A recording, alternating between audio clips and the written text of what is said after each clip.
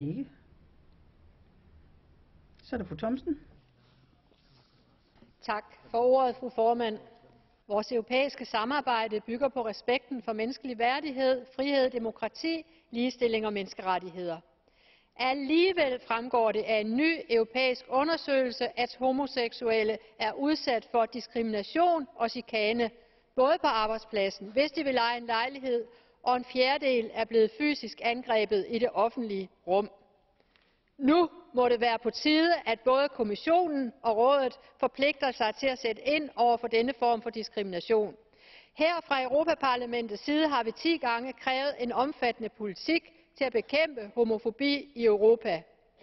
Jeg vil derfor opfordre til, at Kommissionen og medlemsstaterne arbejder sammen om en handlingsplan, som vil komme med nye initiativer og ikke mindst sikre, at Kommissionen overvåger, at medlemslandene overholder den eksisterende EU-lovgivning på dette område.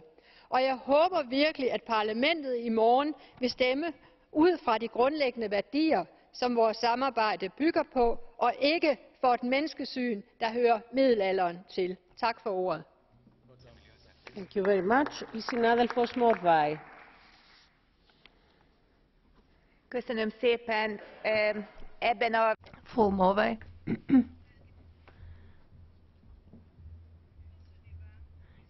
I denne debat er der flere, der har haft ordet og har talt om unionen som et område med frihed og lighed.